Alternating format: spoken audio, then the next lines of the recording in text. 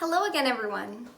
My name is Victoria Marshall. I am the Child and Family Services Manager with the Wainwright MFRC. Last week, I put a video out discussing some mindfulness training that I had the opportunity of embarking on.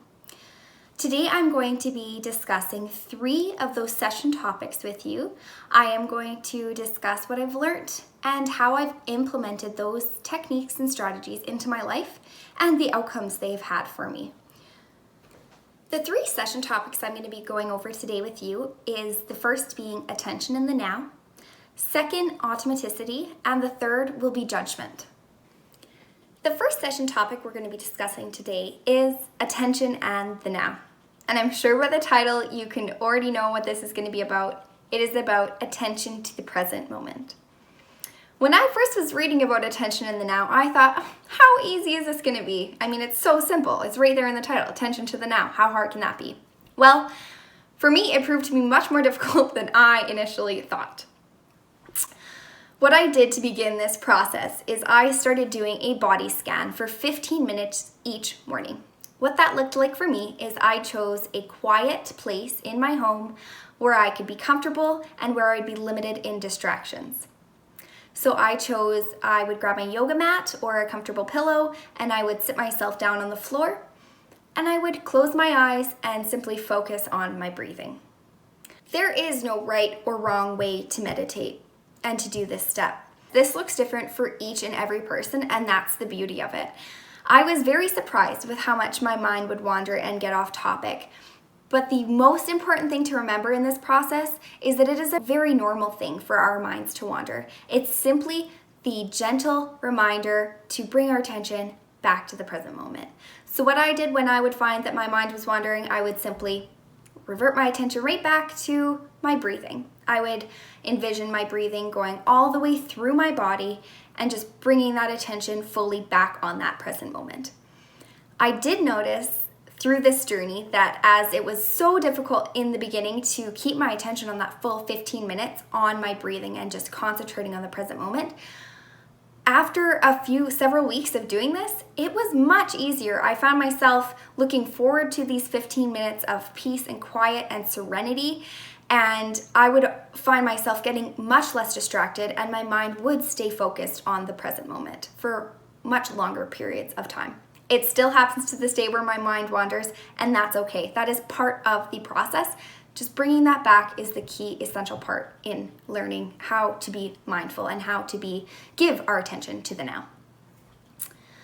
Another way that I learnt and experienced attention in the now in my own life is I chose 3 different routine activities where I would focus my complete attention on them. So the 3 activities I chose were yoga, brushing my teeth in the morning and evenings, and lastly, doing the dishes.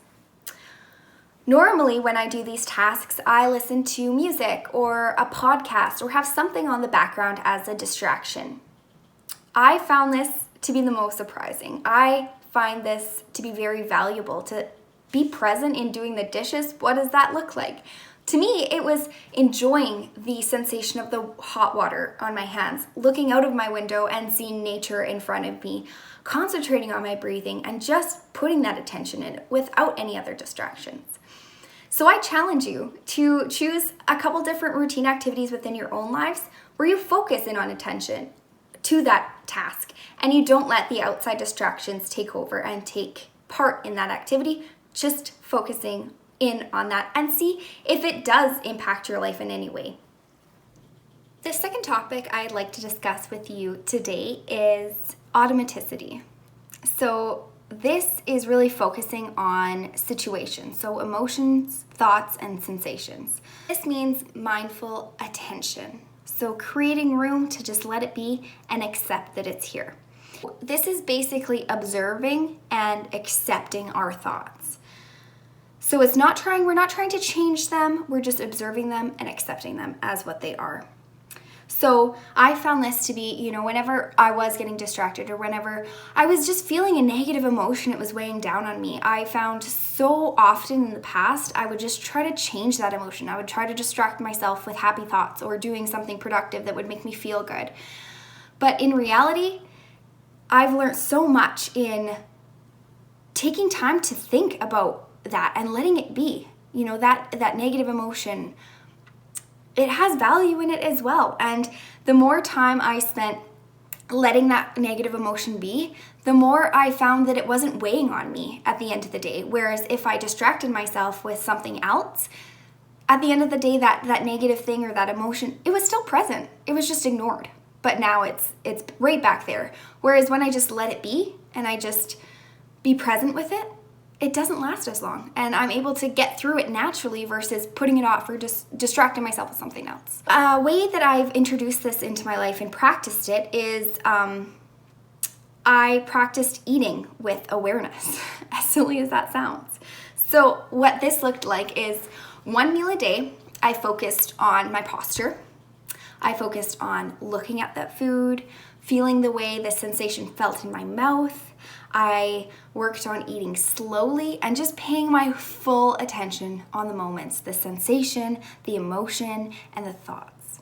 Our last topic that we will be discussing today is judgment. Judgment colors our reality. We get a judgment that passes through our thoughts and it colors the way we view the situation. Opposites can only exist in relation to one another. There is no good without the bad. So it's learning to accept both the good and the bad. And if we're constantly looking for the good, we might miss it. We might miss that good because we're just constantly seeking it. And we might miss that present moment that, when I was thinking about the good, I missed that it was happening right in front of me. I was distracted by the thought of the good that I missed the good. So it's very interesting. Nothing is good or bad. They just coexist together. If we judge a feeling as bad, we limit the moving space of that feeling. Even negative feelings can give us valuable insights when we're willing to look and allow them to demonstrate these insights. When we refrain from judgment, we see the bigger picture again.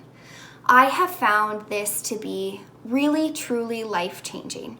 I really didn't notice how often I would judge a situation or a person or anything in my life until I focused on that. So what I did to focus on that and to practice that judgment piece is whenever I would judge a situation or a person or an outcome, I would simply move my elastic band from one wrist to the other wrist. So for an example, I woke up one morning and I was in an awful mood because it was windy and rainy and gross outside. So my initial thought was, this sucks. This day is gonna suck because the weather is gross. I can't spend any time outside. This is just setting my day up for failure. Well, I moved that elastic to that other wrist because that is a judgment.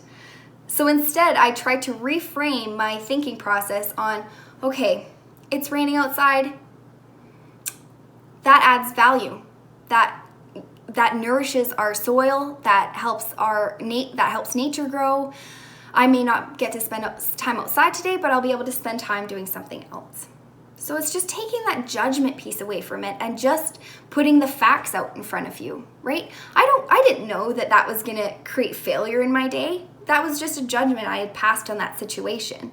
So it's learning to realize that just accept what's in front of you and don't judge it. Don't make assumptions about it because we don't know. We just don't know. And it might take away from that positive experience.